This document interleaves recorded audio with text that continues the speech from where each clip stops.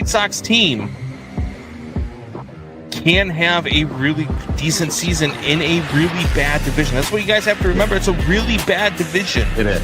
That's what you just said is one of the most insanely idiotic things I have ever heard. At no point in your rambling, incoherent response were you even close to anything that could be considered a rational thought. You have your scab-eating OC holding you back, calling two of the same screenplays in a row during one game, and having you throw two passes, which I was corrected by, one pass in the fourth quarter of a game you were the best player in. Fight me! A bullshit? A bullshit? A bullshit. Bullshit. a good organization would do. But this is the Bears, not a good organization. So they're going to keep Ryan Poles. Why? We just feel our disappointment. That's all. Yeah, nothing It's the wrong only with difference that. between the Bears and the Bears. Yeah, we do it. We do it when it's still warm outside. Right, yeah. We can get out like October, beginning November. Still like 50, 60 degrees. Nowadays, it's still like 70 degrees. And so. that way, during the winter, we're still so angry that everything's warm.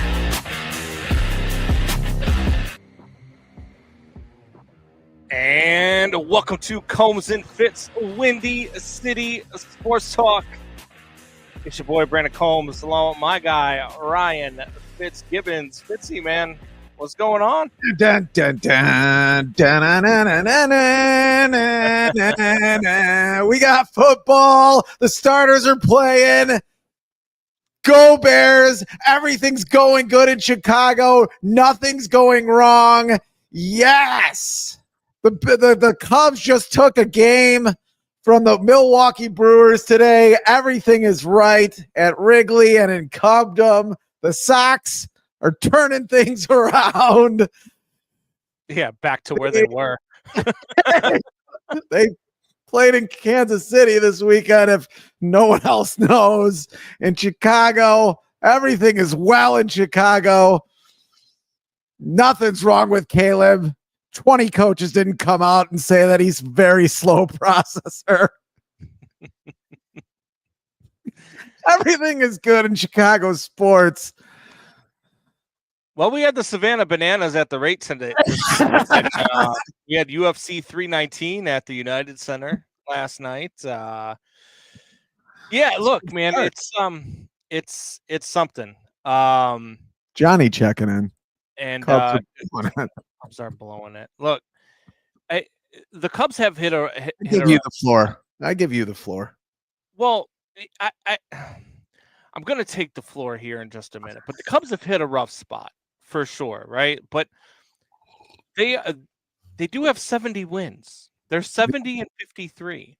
Okay, we're apologizing for them now. The Brewers are 5 games better than everybody else in baseball. But so let me put this into perspective. Let me ask you a question. On, let's say, March 15th, if I told you that on August 17th, the Cubs would have one less win than the Los Angeles Dodgers, and they would have 3 more wins than the New York Yankees, would you have been like, that's probably going to be a pretty good season? Yeah, I mean, I'd be like, I'm right. The Cubs are going to win the NL Central. The Cubs are going to win the NL Central. So that's where I am where the so Cubs are, though. Sports talk thoughts. But that's where the Cubs are, though. Give me a podcast. The Cubs are still 1 game behind the Dodgers, 1 win behind the Dodgers, I should say. And they do have a 3-game lead on the New York Yankees as far as record goes. The only team American League, though. The only team in the National League, well, sorry, 2 teams ahead of them in the National League are the Philadelphia Phillies and the Los Angeles Dodgers, and both teams are 1 game ahead of them. It's the Brewers have been crazy. I mean, 2 win streaks of 10 or more games. Just had their franchise record 14-game win streak snapped today. I'm not so upset that the Cubs aren't winning the division because, I mean, they are 17 games above 500. They do have one of the best records in the National League. They do have the second best run differential in all of baseball. They've hit a rough patch over the last runs in April and May. So they've hit a rough patch over since the trade deadline. Woo, and that's kind of where things took a turn. That's why, for me, I'm not upset about the division as much as I'm upset about this team as a whole. I'm upset about Jed Hoyer thinking that he's the smartest man in the room and not going out and getting help. I'm extremely upset with Craig Counsell's I'm the highest paid manager in baseball, and I don't manage anything. I don't do anything but look up numbers and what are the numbers supposed to be, and that's how I decide what my lineup's going to be.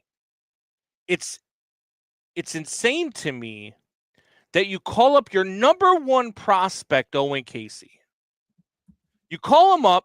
He travels all the way to Toronto, gets there an hour before the game, gets into the lineup, gets robbed of his first major league hit on an amazing play by the left fielder in Toronto. He would add a double in the gap. The guy makes a diving play backwards, making the damn catch to rob Owen Casey.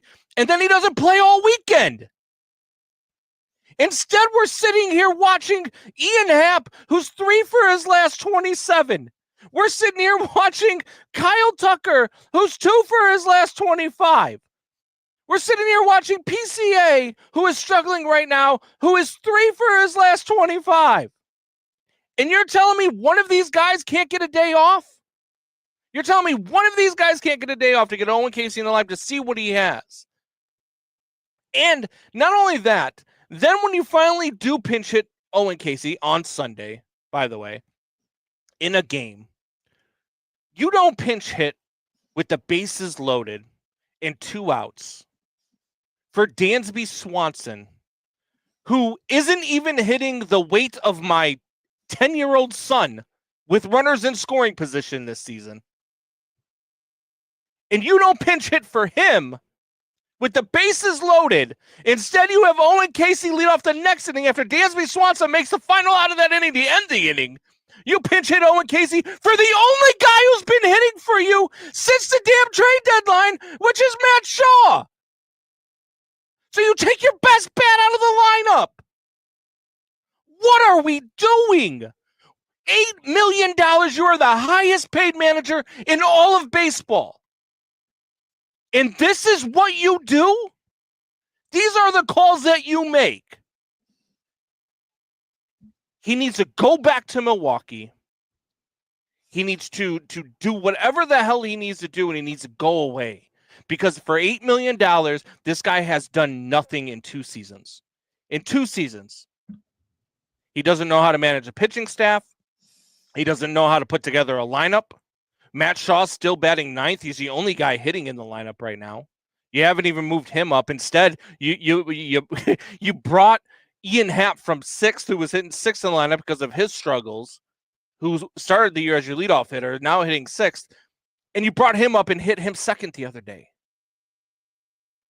He's batting like 112 since the All-Star break. And you moved him up in the lineup, and the only guy hitting you still have hitting 9th. You don't pinch hit for Dansby Swanson ever. Dansby Swanson is constantly in the lineup, and Swanson's constantly hitting 5th or 6th. Over the weekend, you moved him down to 7th or 8th, which is where he belongs, if he's going to be in the lineup. And instead of taking him out of the lineup and putting Willie Castro at short or Willie Castro at second, moving Dansby Swanson over to, or Nico Horner over to short late in games, you're still letting Dansby hit with runners in scoring position. And yes, I know he had the game-winning sacrifice fly today. Like he was receiving the MVP trophy after he hit it too. Yeah, insane. I will give him this though. He should act like that because I full-heartedly believed he was hitting into an double play. Oh no! We suck again. Yeah. Thanks, Jeremiah. And this team does not look, this team still has not lost 3 games in a row. This team still has not been swept all season long. One of only 2 teams. This team is still they're good. The pitching has been really good. They're hitting right now is in a slump. Teams go through this right now. The Mets have gone through it. The Yankees are going through it. You've watched the Red Sox go through it. Teams, this happens during the course of a major league season. It just happens to happen at the same time that the Brewers are going on a 14-game win streak. There's really not much you can do about it. You could just name 3 teams that aren't leading their division, though. I did, but these are 3 teams, 3 rosters that are constructed to win now. It happened with the Padres earlier in the season, but see, what did the Padres do? They went and made moves at the deadline. It happened with the Blue Jays earlier in the season. The Blue Jays are now winning their division. It happened with the Brewers early in the season, and now look at what they've done. You had a lead on this team heading into the All-Star break. You had a lead on this team, or you were 1 game back, sorry, with this team heading into the trade deadline. And Jed Hoyer did nothing. He did nothing to bolster the pitching staff. He did nothing to bolster the lineup. He did nothing. They got Willie Castro, who's talking 390. He got an extension 3 days before the trade deadline. And what did he do? He went out and he traded for Michael Soroka, who pitched 2 innings for the Cubs, and then his arm fell off. I don't know what this front office is terrible for the stuff that Carter Hawkins said with we have to be just as worried about 2032 as we are about the 2025 team. Jeremiah is saying that. Yeah. It's insane to me. Everything's fine. It is insane. And you know what's funny about that date? They just sent out a letter to Cubs fans that if they want to buy tickets for the 2027 All-Star game at Wrigley Field, they have to sign a contract to renew their season tickets until 2032. Oh, interesting. Interesting, isn't it? Very interesting, Carter Hawkins, you son of a bitch. Are you going to do conspiracy theories? I'm ready. I'm so tired of Epstein didn't kill himself. You are not the Tampa Bay Rays. You are not the Colorado Rockies. You are not any of these small market teams that have small market mindsets. But that's what Jed Hoyer has. That's what Carter Hawkins has. That's what Craig Counsell has. It blows my mind. Can I read 2 stat lines? Can I read 2 stat lines to you? Go for it. Outfielder. One outfielder has 22 home runs, batting 267, has 69 home runs. 69 home runs. 69 RBI. Sorry. Okay. 22 home runs, 69 RBI, 10 stolen bases, OPS of 807. Mm-hmm. Another outfielder has 18 home runs, batting 265, has 62 RBI. OPS of 832, almost the same guy. First guy has 22 home runs. Who are both those guys? Well, one of them's Kyle Tucker. Yeah. Right? Yep. Kyle Tucker's the one with 18 home runs, batting 265. The other one is Cody Bellinger. The Yankees. The Cubs did not want to pay, so they gave up a prospect and a third baseman who's pretty good. Up for Tuck. And I don't know if Kyle Tucker's hurt. It certainly seems like he is. It seems like Ian Happ's hurt too, by the way. You're saying didn't fill in. Which is why you called up Owen Casey. Well, at least why I thought you called up Owen Casey. As soon as they called up Owen Casey, I was like, oh, well, either Tucker's going to the IL or Happ is going to the IL, or at the very least, one of these guys is getting a weekend off against Pittsburgh. That was my first thought. And the guy that gets the weekend off against Pittsburgh is Owen Casey. Yeah. Why did you call him up, dude? Why? And now apparently he said that Casey's going to play tomorrow against Milwaukee. Could this be a push and pull from the GM and the manager? Are they not getting along now? Is there trouble in paradise? I mean, I hope so. Good, because Jed just got his extension. This is the second. So maybe Counsell will get fired. When Counsell was hired, if you remember, Jed Hoyer said Counsell could take your guys and beat you with his guys or his guys and beat your guys as a manager. That's what he said when he hired Craig Counsell. Now doesn't seem that way because Milwaukee did not seem as good at the beginning of this year. They're playing pretty good. Manager's pretty good. Pretty funny guy too. Keeps things pretty loose. That seems like a team that's pretty loose. This does not seem like a loose team who's playing Pittsburgh to the wire, and that's a pretty bad Pirates team. Jesus Christ, that organization is a reason to have a salary cap if there ever was one. Like, pay somebody to play. Jeez. Yeah, I mean, the offense just isn't hitting right now. I mean, they're dead in the water, and part of you has to think, are they dead in the water because there were no moves made? Are they dead in the water just because they're in a slump? And everybody who was hitting above board heading into the All-Star break and then heading into the deadline is now not hitting. You have PCA's come back down to earth. He's starting to have the same struggles he had at the beginning of the season. You have to wonder if is he more of that player and the in-between was just the aberration, or is he just going through another slump and he's going to be back to what he was after his first slump of the season? Then you have to wonder what the hell's wrong with Kyle Tucker. Yeah. And then you have to wonder what the hell's wrong with Ian Happ. I don't think he's getting $600 million. That's just me. I mean, I don't think he's getting 600 mil. Especially with the new CBA coming up, I just don't see that happening. He's going to get a couple years from somebody, maybe the Cubs, now that they can get him on the cheap with not a long contract, or a year maybe, and just wait for after the CBA to see what happens. See if he can have a better year next year. I just don't see him signing a long-term contract at this point, with 2 years in a row being hurt or bad. Maybe he gets the treatment of Bellinger a couple of years ago. Where he gets 2 years, 30 million in opt-outs. That makes sense. I just, my problem is the whole, what I said before we started the show, is the whole, like, Jed Hoyer and Carter Hawkins, who I have to say I didn't really know much about before all this went down with the trade deadline, have a glib, ruling class type of attitude towards Cubs fans and baseball fans in general. That really annoys the hell out of me. Like, we know better than you. The 2032 comment is more than just tone deaf. It's like, don't you have a public relations staff that talks to you before you talk to the media, especially the Chicago media?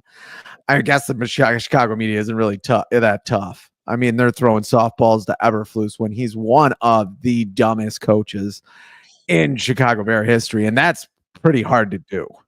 That is pretty hard to do. Yeah. And that's like having the biggest dick in an NBA locker room. I mean, it's pretty hard to do. I mean, they are just, I mean, to me, that's an issue. That's an issue that you have a guy that you extended in Jed Hoyer right now that looks a lot like the Ryan Poles extension, or Ryan Poles, not to transition to the Bears so quickly, is what is he? I forget. He's lost 35 games, something like that. Whatever it is, he's like 2-20 away. He's, lost 15 games within the division, and he gets an extension. Like, I just don't know if this happens in other sports towns that are as big as Chicago. Well, that's why I never hear from Cowboy Carter. Yeah, I guess you're right about that. Yeah, look, Carter Hawkins and Jed Hoyer, and I mean, really to an extent, I mean, I guess Craig Counsell, right? Because these guys have what I like to call smallest GM balls in baseball, and I think that they went out and got Craig Counsell because he has the same thing. He can't see, and he does not know how to construct a lineup. He just doesn't. He doesn't know how to make adjustments to lineups. He doesn't know where to insert guys. I mean, like, it is absolutely insane to me. Like, one of the great things that Joe Madden was able to do with that 2016 team was always push the right button. When something wasn't going right, he found a way to push the right button. Now the Cubs this year, or since whatever it was, since the I think it was since June or something like that, have been on a 23-25 stretch. The 2016 team had a stretch like that as well. So teams do go through this. The Dodgers have gone through a stretch like that this year. The Padres have gone through a stretch like that this year. Teams go through it. It's a course of Like 160. Milwaukee every year too. I mean, last year it was the Detroit Tigers who sucked for most of the year and then were great at the end of the year and actually went to the playoffs. A lot of people forget the Tigers made it to the playoffs last year, and they won something like 30 out of 35 games at the end of the season to make the playoffs. They were under 500 for most of the season. I mean, Milwaukee isn't the same. Milwaukee was above 500, but there's a team or two like this a year. That's well, like, now you don't even worry about the division now. The division's unattainable. You're 9 games out. Well, 8 games out. And you're heading into even if you sweep the Brewers in this 5-game series starting tomorrow at Wrigley, if you won all 5 games, you're still 3 games out of the division. That's the spot you've put yourself in. And for me, now you start looking at the wild card, right? And when you look at the wild card and the wild card standings in the National League, you look at the Cubs, who have the top wild card spot. They are a game and a half ahead of the Padres. They are 5 games ahead of the Mets, and they are 6 games ahead of the Cincinnati Reds, 10 games ahead of the St. Louis Cardinals. So basically, it starts at the Reds. Can the Reds catch the Mets? Can the Reds catch the Padres? If the Cubs fall out of the playoffs altogether, then I mean Craig's got to go. To me, Judd's got to go too, but that's not going to happen. They just extended him, but Craig's got to go for sure. We go back to the Jed extension. Why did you give Jed an extension? yeah, What did he ever do that he got that he deserved an extension? They were 83 and 79 for 2 years in a row. I'm not saying he's been inept. He's done some good things. They've obviously drafted pretty well. They've done some good stuff around. I don't know if they drafted pretty well. Who'd they draft? They haven't won. Owen Casey was a trade piece. PCA was a trade piece. Matt Shaw really hasn't proven himself. He's hitting good now, but he hasn't proven himself yet. Yeah, I guess you're right. Smith, you traded for a rental and Kyle Tucker. Yeah, that could be a problem if he ends up being a superstar. Yeah, you have some egg on your face there. Yeah. Now that Cody Bellinger is pretty much, I wouldn't say outplaying Kyle Tucker, but playing about the same. Yeah, like I said, I don't know if he in the field. Kyle Tucker. He might be hurt. I'm not going to tell you that Cody Bellinger and Kyle Tucker are the same player. I mean, because we talk about sample size a lot, and we talk about how, you talked about it earlier about how, you weren't going to talk about PCA being a superstar because of the sample size. You need to see it over a longer stretch of time. Well, if you take the sample size, then Kyle Tucker's 2-month decline is not what he was for 3 or 4 plus years, right? Which was a double-digit WAR player. And so I think when you go off of that, I wouldn't be shocked if somebody gives him a long-term deal. I wouldn't be, because there are teams that will overpay the Dodgers, the Yankees, to have a guy like that, because you look at the standard of his numbers as opposed to these last couple of months where maybe he's playing injured. And maybe that comes out at the end of the season. Maybe it never comes out. Maybe he ends up on the IL and you see some Owen Casey over there. And again, with the plethora of outfield, that's I mean, it just boggles my mind from this weekend. You still have to, even if you don't want Owen Casey in the outfield for whatever reason, you still have Seiya Suzuki, you can go play center. You still have Seiya Suzuki, you can go play right. You still have Seiya Suzuki, you can go play left. And he's looked more comfortable in center and left than he has in right defensively.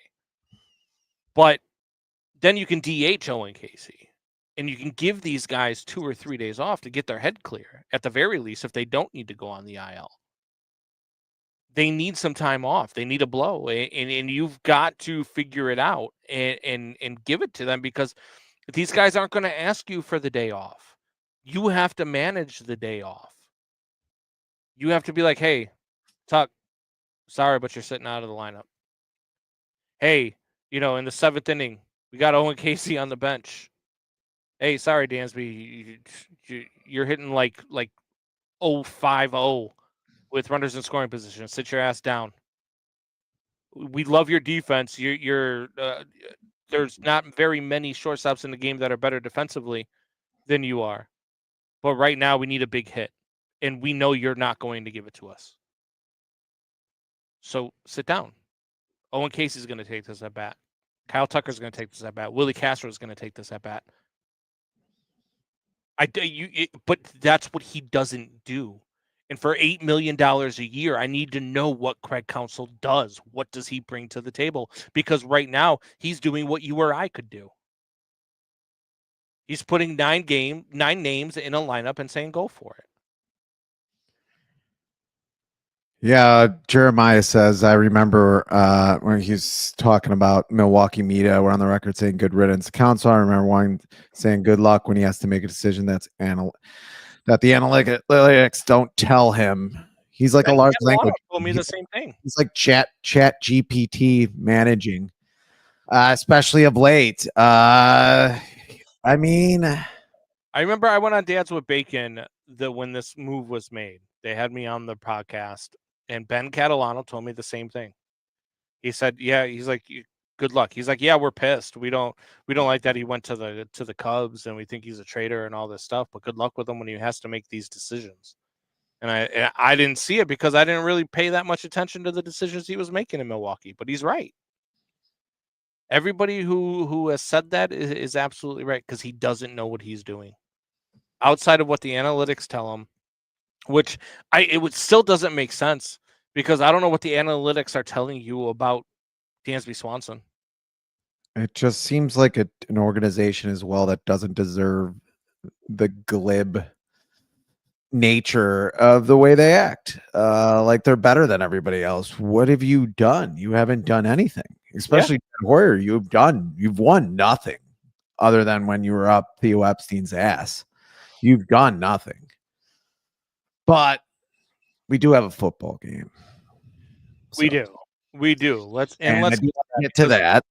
We got a lot to talk about before this game starts. And if I could start with a quick story that has nothing to do with the game at all, really.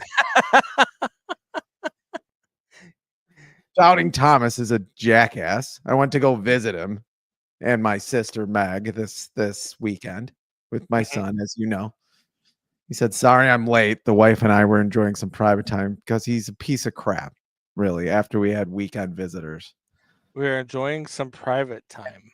Yeah, and he's got I don't know why I can't click this damn comment off. He's got Jared Goff there because I went to get right down the street from them. They have a really nice ice cream place. I went to get my kid some ice cream. And the cashier looks at me and says, "You look a lot like Jared Goff."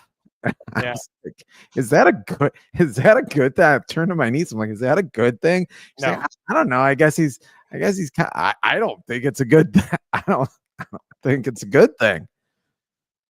I don't think it's a good thing. Here's my thing. We started the show at 6:30. Doubting Thomas showed up at 6:37, said him and his wife are enjoying some private time. What did he do with the other 6.5 minutes? I know, exactly. I have a stomach ache. Just talking about it. Talking about that part and then the Jared Goff part. But going into the Bears game, and I sort of foreshadowed this at the start of the show, probably no one listened to. There is a lot of coaches who aren't named other than Sean Payton came out with concerns about Caleb Williams. Sean Payton said in the draft he had problems. Now he's saying this after he drafts Bo Nix, so for me, I take it with a large grain of salt because he's not going to say he wanted Caleb Williams. Oh, I wanted him so bad when he's got his other quarterback, starting quarterback that he took. So he's not, I don't think he's going to say that anyway, but he does say his processing speed and he has a tendency to miss open receivers. Too many completions left on the field. Other coaches that weren't named, said similar things about his processing ability. One coach saying that of all the quarterbacks they played, his processing ability was the worst by far. But I mean, I see me myself. I'll just give you my take on this before, see if you have a take before the game starts. Because I think Caleb Williams is starting this game. Yes. The Bears were really bad last year. I mean, they weren't just bad coaching it. They were bad, which is going to give your quarterback trouble in processing things when no one's helping him process anything. But also they were bad talent-wise. They were bad up front. They really didn't have a center. Those things happen. I mean, I don't know. I'm sure you've heard these quotes this week. I have, and before I get into that, I just got an alert on my phone. Kyle Monangai is not suited up for tonight's game. He will not play tonight, undisclosed reasons, as to why he won't be played, which is unfortunate because I really wanted to see this kid play because of all of the talk that I've been hearing about him being second on the depth chart right now at running back for a 7th round pick. And I liked what I saw last week, but I digress. For a guy that has trouble processing and needs to be coached harder and better, and we think that he's going to get that with Ben Johnson, who completed 63% of his passes last year, who threw for 3,500 plus yards, who threw for 20 touchdowns and only 6 interceptions. In a year where he has trouble processing, I can only imagine what his ceiling must be then, right? Yeah. You know what I mean? Like, what is the ceiling of a guy who had the worst coaches ever, had a team that just looked like after week 9 didn't even want to be out there anymore, and still had those types of numbers? What does he look like once he gets a coach that can teach him how to process?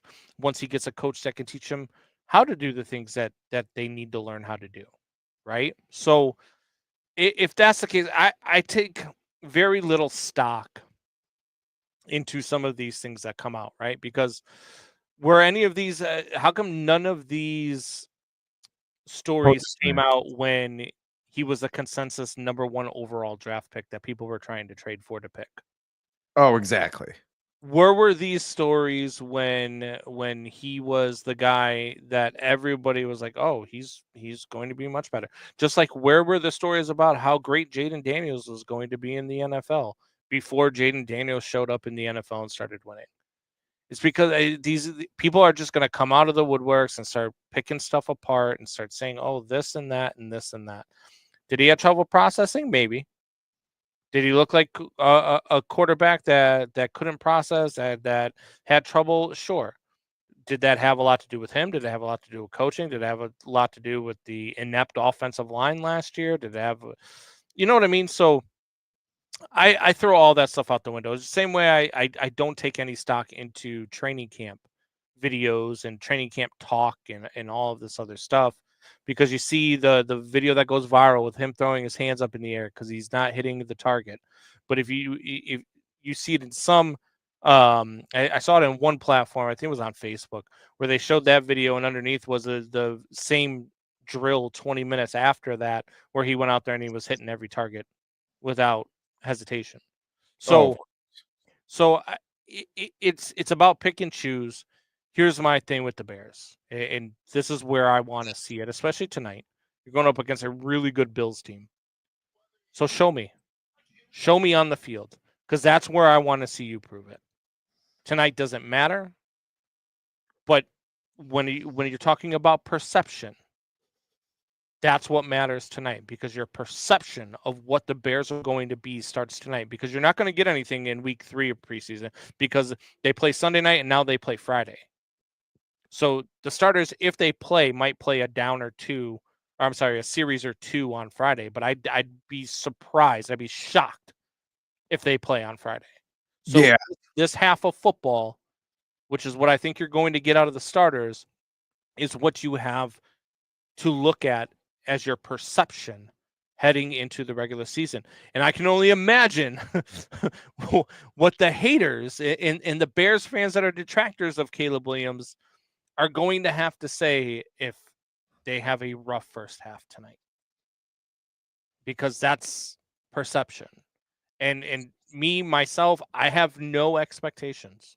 I have no expectations heading into this game of what we're going to see. I just want to see it. And you had the best coach on the market go to the Bears. They, for most part, I mean, I had my problems with the draft, but they had a pretty offensive heavy, pretty good draft, and got a couple good picks in the draft too.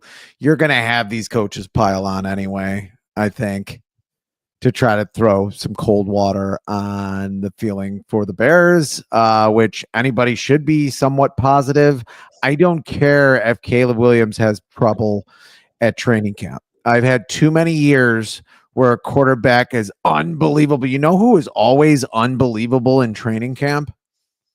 He's on the field tonight. His name is Mitch Trubisky.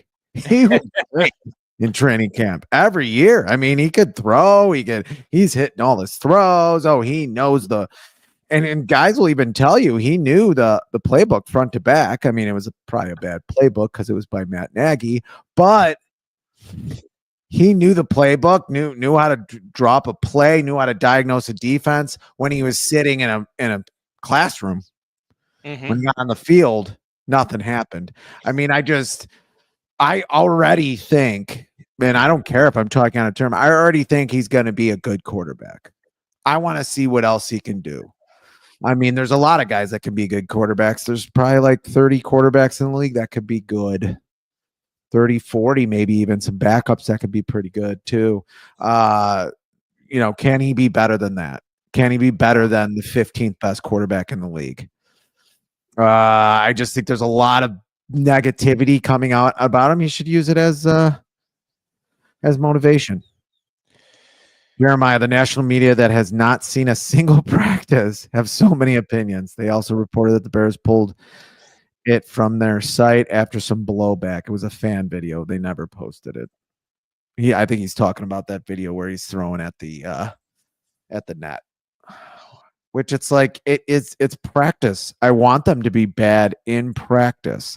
I mean, like Elon Musk has those rockets that blow up and he doesn't care. He loses billions of dollars from it, but he's like, hey, yeah, we're just trying to figure it out. I mean, they're just trying to figure it out. Things are supposed to go wrong and they are throwing everything at him. I've also heard reports that when he's in there, everything works faster for him than it does even the backups, because they want it to be as quick as possible. They want him probably to process a little bit faster. But you're right. If he doesn't show it, and I'm telling you, the first few games are not going to be perfect. I said it in my Fitz gibberish a couple weeks ago. The first few games are not going to look great for the Bears. Their offense is not going to be clicking on all cylinders right away. Even Case Keenum he could be an idiot for all I know, but he's been in the league for over a decade. So this is a tough offense to implement. It just is. Almost everybody says that about this Ben Johnson offense. It's going to take a while, even for teams that do it for a while. We talked about it last week. They're not going to look. If they look great right off the bat, I'll be shocked. They'll have to have a couple of plays and things bounce their way for them to look really great off the bat. I'm talking as on the offensive side of the ball. I mean, we can get to the defensive side of the ball. I think that's probably something that's a little bit more sure. I mean, I think it's going to be a pretty good defense. I don't know what you think about that, but I think this is going to be a pretty good defense. I think this is going to be a very well-coached team. And I think that that's going to translate you say that again and slowly? I think this is going to be a very well team. Wow. I love the I don't know coaches why. they've surrounded themselves with that Ben Johnson has surrounded himself with. I love the things that I've heard from Ben Johnson so far. I love the fact that he's talking about coaching Caleb hard.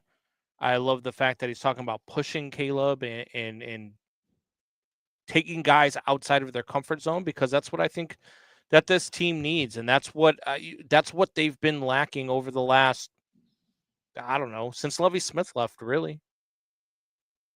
I mean, so it's just those are the things that I want to see, and I think that the defense is going to be good. I think the offense is going to be innovative. I think it's going to be like something us as Bears fans have never been able to watch our team do, but we've been able to watch other teams do. And we're going to watch it right now because Caleb Williams and the Chicago Bears offense is taking the field right now. They just received the kickoff, and Caleb Williams is getting the play. So let's see what we do here. Let's see how this offense reacts. I need to see this offensive line. I need to find out who's our left tackle, right? Because the stuff that I'm hearing. Didn't they take a guy from like what is it? What is that league called? Well, they've got first play is a rollout and a pass to Colson Loveland. There you go. So 8-yard pass, it looks like, for Colson Loveland. Jeremiah says, I just need Ben Johnson to grow a stash. No. No more. I don't need no haircut, no fancy, no none of that. Yeah. So Theo Benedette talking about being the climbing up the ladder. I don't know if that's just hogwash and he's just, they're trying to light a fire under Braxton Jones as we got a pass downfield to Cole Kmet. So the tight end's getting some early action. Hell yeah. All the way up to midfield. Tight end heavy offense. Hell yeah. That's Ben Johnson, man. It was a nice play all around. Good design play, nice throw. So I like what I saw there. And so, those are the things that I need to see shirt up, because you've talked about it. I know you love talking about the left tackle, but it's the most important position on the offensive line, next to center, I believe. So we'll see how it goes. We'll see how it plays out, but they certainly don't have their starting left tackle just yet, I don't believe. And that's a problem. No, they don't. I mean, whether it's going to be Ozzie, have we seen who's the left tackle? For sending me down a Bronco Nagurski rat hole. Oh, because I'm wearing the number 3 jersey. This actually has, you can probably see it. It's got my name on the back. Oh God. This is a jersey. We'll be doing the Bears pre and post game show for WRMN. So they got me a jersey with my name on it. So not going to complain. What? You're 44. I mean, what are you gonna do? Hey. What are you gonna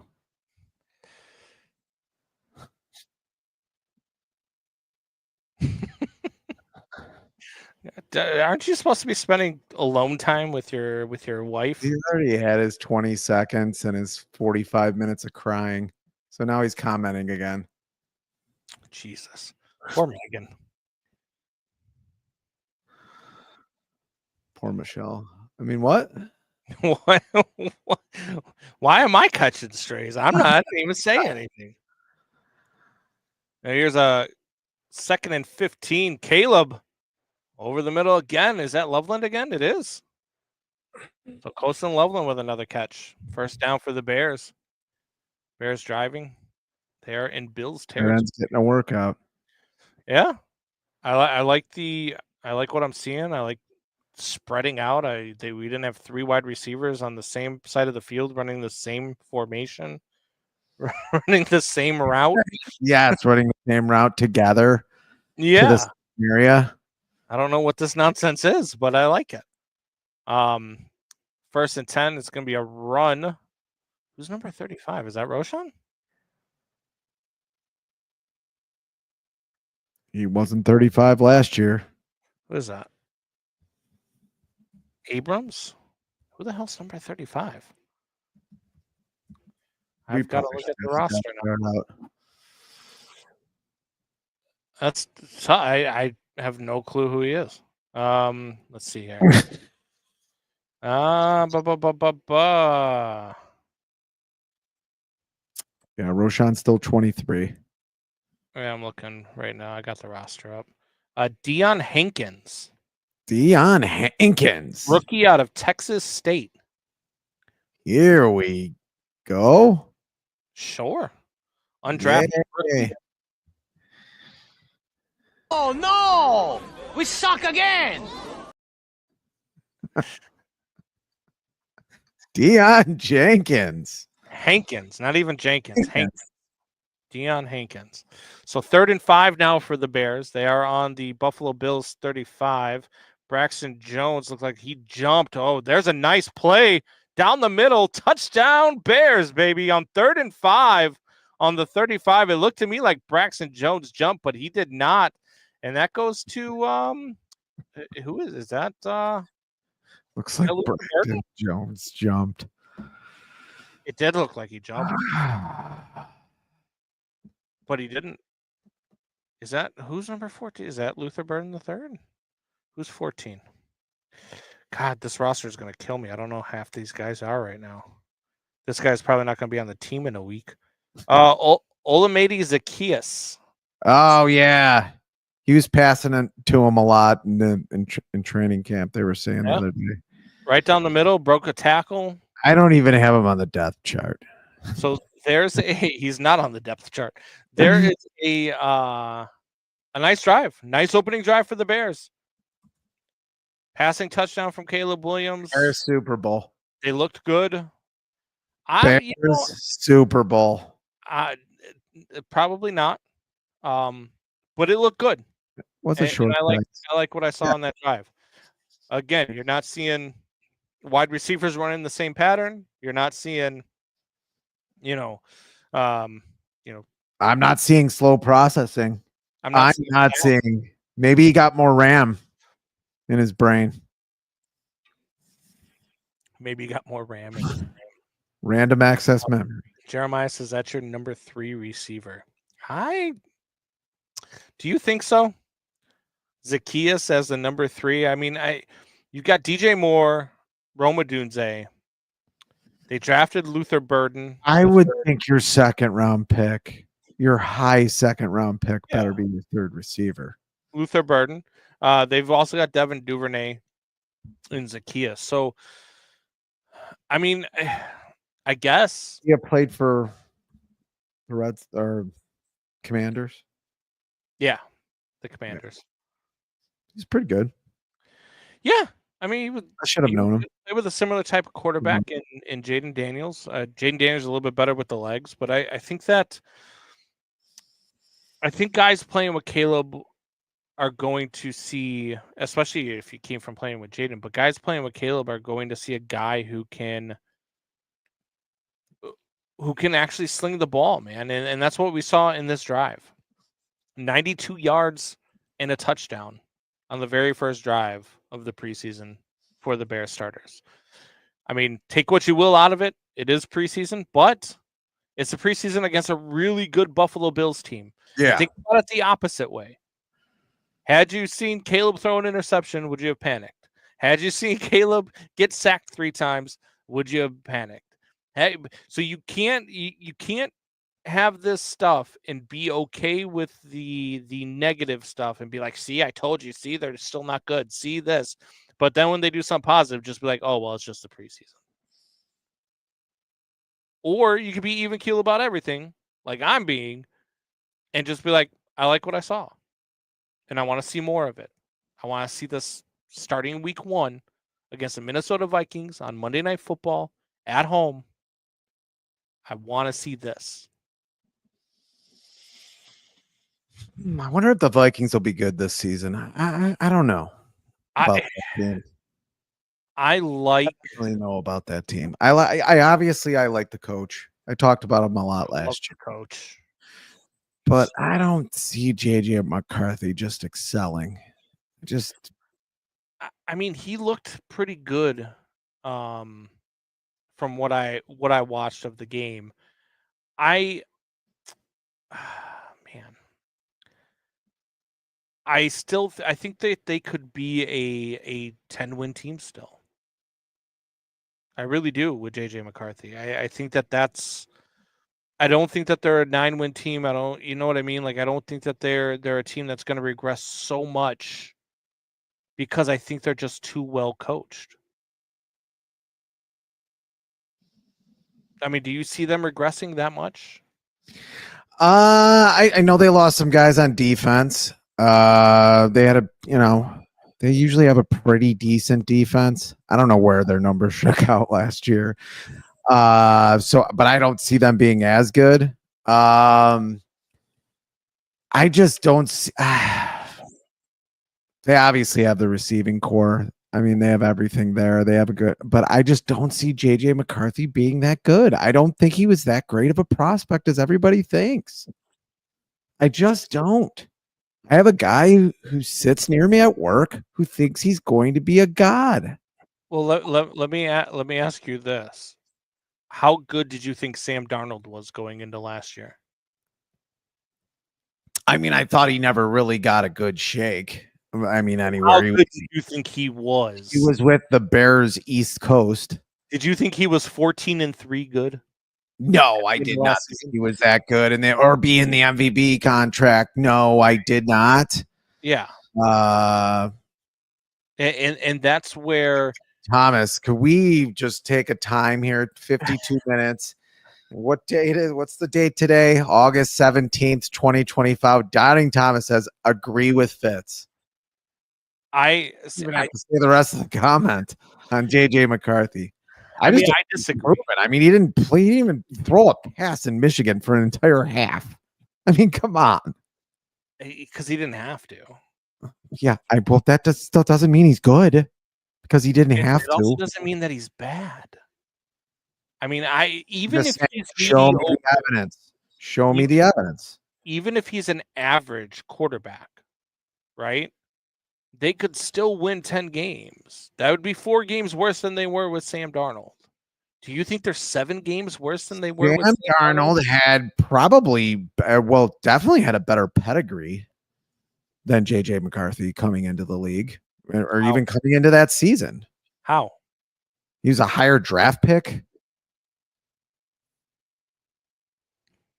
Okay. I mean, that gives him better pedigree. I mean, I guess JJ McCarthy was in a better draft. Win a national championship. Just saying. Is that what we're doing? I'm just telling you, as the Bears defense, is that a strip sack? Looks like a strip sack, and the Bears are going to get the ball back, or is at the very least is 4th down. All I saw was the defense picking up the ball.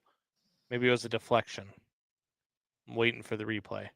But at either rate, I looked down for a second. I look up, they're picking up the ball. So no, it's 4th down, 4th and 19, not a strip sack. Yeah, I was passed. So Bears are going to get the ball back here. 9:07 to go in the first quarter, up 7-0. Zacchaeus is back to receive the punt. Kick is up. I'm just saying Sam Darnold had some experience beforehand. I mean, even though he was with some bad teams, Carolina and the Jets, right? He did have some experience as a quarterback. I would say he had a little bit more going from him than JJ McCarthy, who came from a school that was running the ball a lot. JJ McCarthy has that's the only thing he has over JJ McCarthy is that he had NFL experience. But you're talking about Sam Darnold before last year, who had never completed more than 61% of his passes in a full season, and that was in 2019 with the Jets. He had never thrown for more than 3,000 yards in a season. And that was also 2019 with the Jets, where he threw for 3,024, 19 touchdowns to 13 interceptions. You got He had never thrown for 20 or more touchdowns in a season before last year. don't you have So what I'm Justin trying to get- Fields?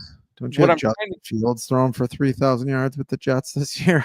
But what I'm trying to get at is that Sam Darnold wasn't very good until he got with that coaching staff.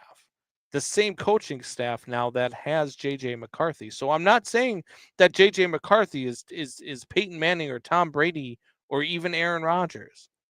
But what I'm saying is that with that coaching staff, He could be Aaron Rodgers.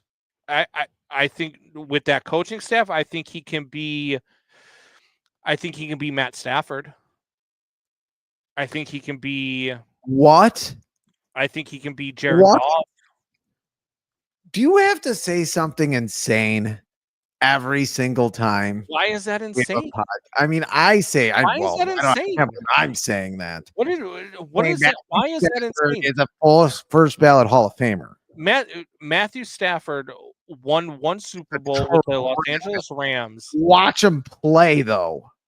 But I mean, he could be Matt guy Stafford. is He could be Jared incredible. Goff. Yes, he could be that in this offense. Yes. I wouldn't even put Jared Goff in the same sentence as Matthew Stafford. Okay. I would So not. Can JJ? All right, fine. Let's take those names out of it since that gave you a coronary and you almost freaking wanted. Well, Matthew Stafford. Okay. Can he be Let's Sam? call Can him- he be 2024 Sam Darnold? No, I don't think he can. That's what I'm saying. That is what I'm saying right now. That was the beginning of the conversation. Is I don't think he can be 2024 Sam you're Darnold. I don't think the Vikings are the 2024 Vikings. Is what I'm saying. They didn't have a lot of draft picks. They lost a lot of players to free agency. They didn't. They had some problems with the cap.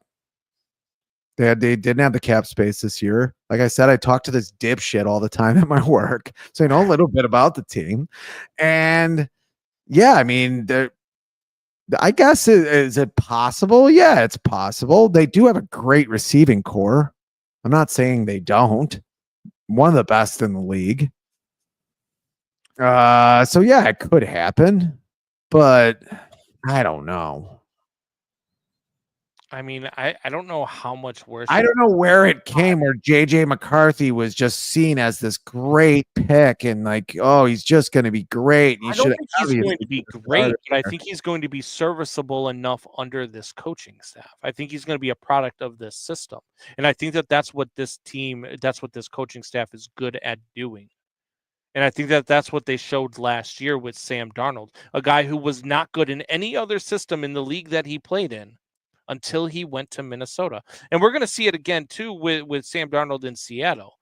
Was it Sam Darnold or was it Kevin O'Connell and this coaching staff? I believe it was Kevin O'Connell and the coaching staff. Jeremiah said, did you send a dick pic to JJ, too? This is weird. Stafford is a first ballot Hall of Famer, but what I'm saying is that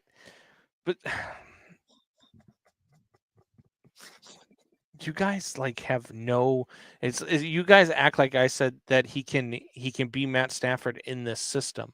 I didn't say that he was going to be Matt Stafford in his career.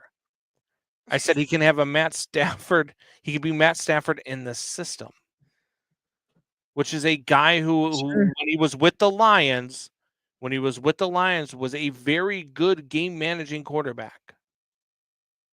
What is wrong with that? Caleb Williams looks like Matthew Stafford right now in this game.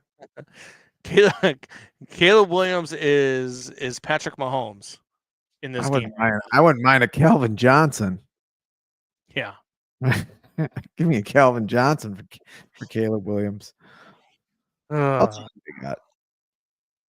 Dunze good this year. Roman Dunze have a good year. I think his rookie year was, I think it's safe to say, just a shade subpar. Not totally subpar, but not a great rookie year.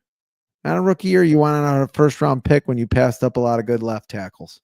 Caleb's been looking at him a lot in training camp, been throwing the ball to him a lot in training camp. See a lot of video, a lot of plays. And that was a busted play right there. I don't know what the hell happened. Caleb just decided to throw it at the ground, didn't even look downfield. Maybe he had trouble processing the play.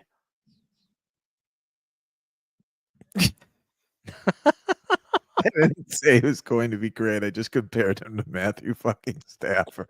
I said he could be Matthew Stafford in this system. Unreal.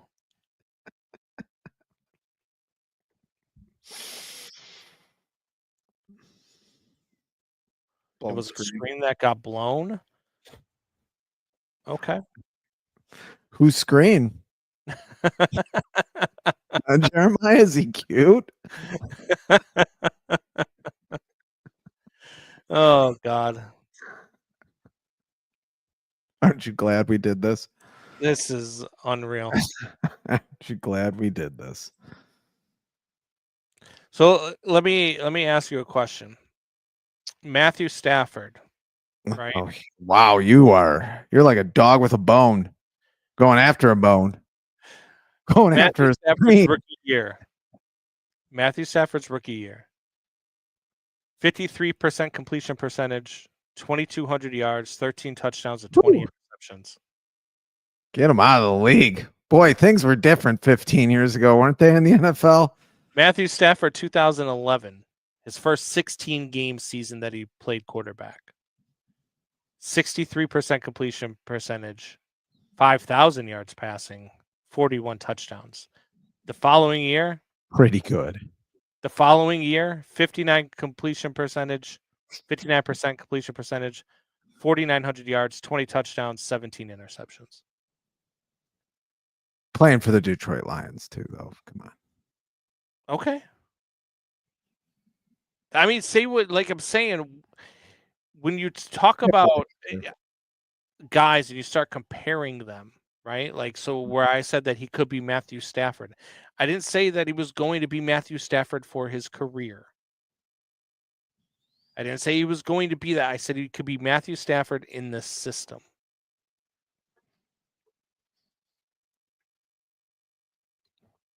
And I disagreed. Okay. Just throwing it out there. Matthew Stafford hasn't been, I mean, his first 6 years in the league were not very good. One of the toughest quarterbacks I've ever seen in my life. I don't think he's going to play this year, by the way. 37 years old with a back injury. Holmes keeps digging. Let me prove my point by quoting some gaudy numbers. I'm very confused. I'm quoting his numbers from his first 5 years in the league. How much do you hate the Detroit Lions? Jesus. Thomas, Combs is prejudiced against the Detroit Lions. Well, you have him as your moniker, Doubting. Yes, he's in Michigan now, so he thinks the Detroit Lions is his team now. Even though he loves the Bears this year, he's high on the Bears this year, which I think is a fucking joke, by the way. I don't think he really is optimistic about the Bears. I don't believe it for a second. I don't think he's optimistic about anything. But we can go around the division if you like. We can hit. Let's go around the league. There's a lot of stuff to talk about. Let's start with the. I mean, what do you think about? Second drive stalled, by the way. It did. They punted. Not really Williams' fault, I would say. Where do you think that Stafford plays this year? 37 years old, bad back. It started out with a sore back, and then it went into he's got something with a disc in his back, and then it turned into he's taking epidurals. I don't think he plays, man. 37 years old with a back injury is tough. Yeah. And he's one of the toughest sons of bitches I've ever seen play the game. I mean, I'll never forget for the separated shoulder going back in and throwing the game-winning touchdown pass with the separated shoulder. Yeah. No, I agree. And he took some hits from the Bears. Mm-hmm. I mean, Khalil Mack trampolined off one of his left tackles once. I still watch that play when I just want to smile.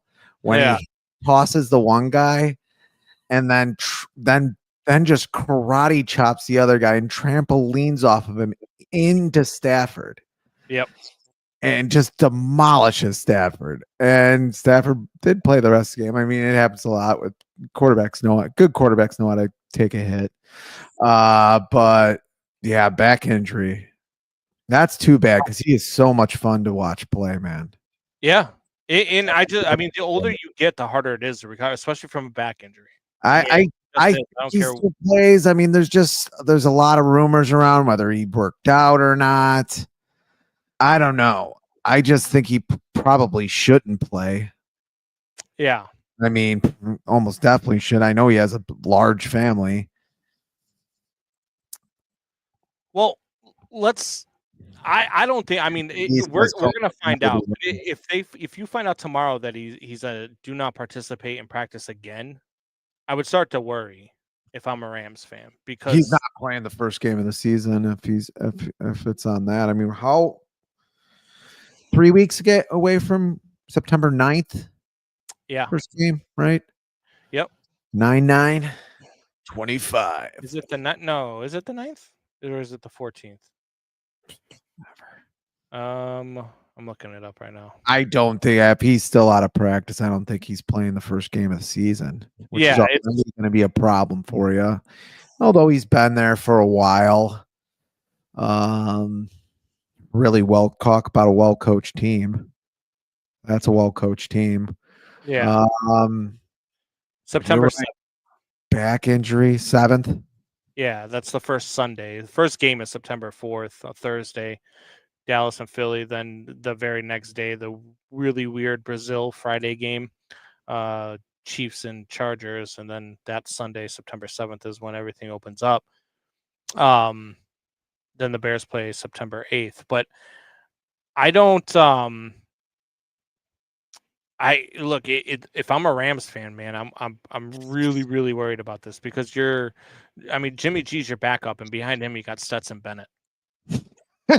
You just made that name up. That sounds like a new gene that is coming out that I'd like to check out. Is that one of those new stretchy jeans that they got out there? Yeah, a pair of that at my age. My weight fluctuates a lot. Let's do an exercise here. I get bloated like I get my period at this age. 3rd and 5, and Buffalo has a first down dropped by their tight end. So the Bears are going to get the ball back here with 4:42 to go in the first quarter. I expect the starters are going to play a full half, but we'll see. See if they come out for this next drive. I've been watching. Have you? Jeremiah's drinking tonight. He says he's heard from Combs throwing unnecessary kidney shots at him for no reason. Jesus Christ. I'm talking about the league. Megan TV says Combs can never be wrong. Now we know how Michelle feels. Oh, my God. A lot of shade being thrown at your marriage. I know. By my other wife, too. Go figure. All right. How much of the preseason have you seen? Have you been able to want to change the fucking subject? You rat bastard. All right. So, yes, I want to change the subject. Okay. Let's go around the league. I've got some things some statements I'm going to throw out. You tell me whether or not it's an overreaction or if it makes sense. I like this game. Jackson Dart is going to be the best quarterback of this draft class. Overreaction or makes sense? I mean, is this one of the worst QB draft classes you've ever seen? Cam Ward looks like he might be good. Yeah. Yeah. But I mean, it's a really bad draft class. For QBs, yeah, for sure. Good draft class for running backs, and the Bears took their first running back in the 7th round, who's now not playing today. Anyway, yeah, I mean, I think it's an overreaction right now, but something to pay attention to. I mean, he's played well. He looks well. I think we're talking about an organization that's really starved for a quarterback. Mm-hmm. Like super starved for a quarterback. I mean, they tried to tell us Eli Manning was good for years. I mean, not to say that he's bad. He was bad. He just wasn't very good for a while. Yeah. I mean, took him a while to get things under him, but I think it's an overreaction right now. I'll agree with Jeremiah. I mean, you look at what he's done in the Giants' first 2 games, preseason games, where he's been out on the field and the numbers that he's put up, and take whatever stock you want to take into it, right? Because what he's been able to do is he has looked really, really good. And there's just, it's been, I forget what it was. I'm trying to look it up right now. There was his stats from the first 2 games, were really bad radio right now, or YouTube. I mean, was this the head coach? He's going to be a great player just based off his kindness, based off his reads. Oh, that's receiver Jalen Hyatt that said that. Yeah. He's not scared of throwing the ball. Well, I would sure hope he's not scared of throwing the ball. He's a fucking quarterback. Well, here we go. Jackson Dart, game 1 against the Bills. He looks downfield. Did you know that? He's not afraid of throwing the ball, and he looks downfield. Yep. Both very good for a quarterback to do. Anyway, go ahead. Game 1 for Jackson Dart, 12 of 19, 154 yards, a touchdown.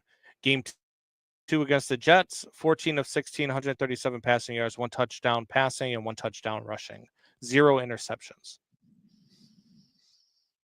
And on the Giants team, where you're looking at their depth chart, and ahead of you is Jameis Winston, and ahead of you is a very old Russell Wilson. I think that you'll be looking at a Giants team that might turn to Jackson Dart sooner rather than later. And I think a good spot for him is probably going to be after that Chargers game. If you're going to bring Jackson Dart to this season because of your schedule, I mean, the defenses that they play, they go Commanders, Cowboys, Chiefs, Chargers. Then they get the Saints. But then after the Saints, they get the Eagles, Broncos, 49ers, Bears, Packers, Lions, Patriots, Commanders, Vikings, Raiders, Cowboys. I mean, you don't look at that schedule and go, there's a good spot to start your rookie quarterback. Because the very following week, you're going to have a tough team. Even if you start them against the Saints, the very next week, you got the Eagles 2 out of 3 weeks in your next 3 games. So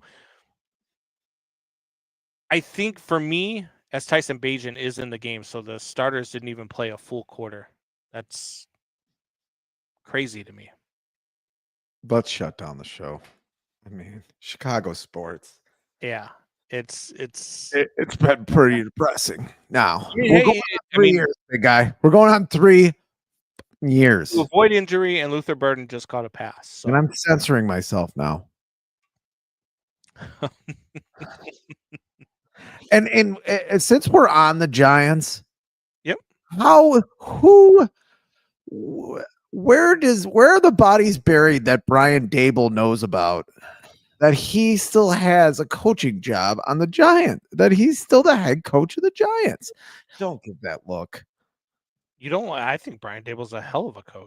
I think he's an okay coach, but you lose this many games in New York, you should be fired. It doesn't matter if you're a good coach or not.